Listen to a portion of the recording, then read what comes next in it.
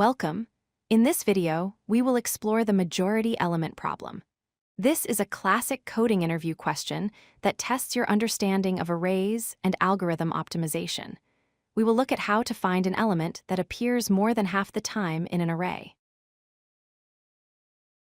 First, let us define what we are looking for. A majority element in an array of size n is a specific element that appears more than the floor of n divided by 2 times. In most versions of this problem, you can assume that such an element always exists in the input array. Here are a couple of examples. In the first case, with an array of size 3, the number 3 appears twice. Since 2 is greater than 1.5, 3 is the majority element. In the second larger array of size 7, the number 2 appears 4 times. 4 is greater than 3.5, so 2 is the majority. The most straightforward way to solve this is using a brute force approach. We can simply iterate through the array for every single element and count how many times it appears by iterating through the array again.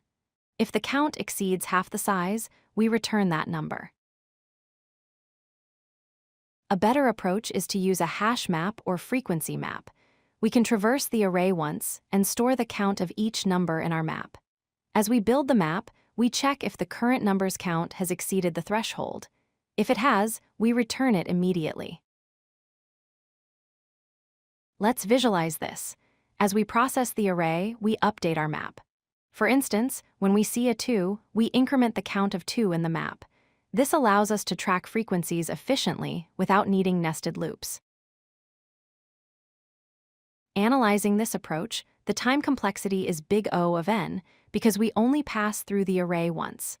However, the space complexity is also big O of n because in the worst case, we might need to store up to half the elements in our map before finding the answer.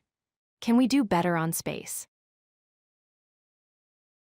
Yes, we can. The optimal solution is known as the Boyer-Moore voting algorithm. The core intuition behind this algorithm is the idea of cancellation. If we pair up a majority element with a non-majority element and remove both, the majority element will still remain at the end. Here are the steps. We maintain a candidate variable and a count variable. Initially, the count is 0. As we iterate, if the count is 0, we pick the current number as the new candidate. If the current number matches our candidate, we increase the count. If it is different, we decrease the count. Let's trace this with an array. We start with 2. Count becomes 1. Next is 2 again, count becomes 2. Then we see a 1. Since it is different, we decrease count to 1. Next one, count goes to 0. Now that count is 0, the next number, which is 1, becomes the new candidate. We continue this process, and the candidate left standing at the end is our majority element. Comparing the approaches, the brute force method is too slow with O of n squared time. The hash map is fast but uses extra memory. The Boyer-Moore algorithm is the winner here. It runs in linear time, big O of n, and uses constant space, big O of 1, making it extremely efficient.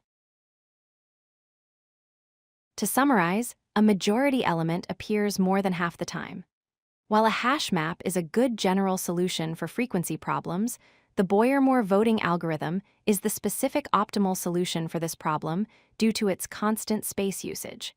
It is a very popular algorithm in technical interviews. If you like this video, hit that like button and don't forget to subscribe.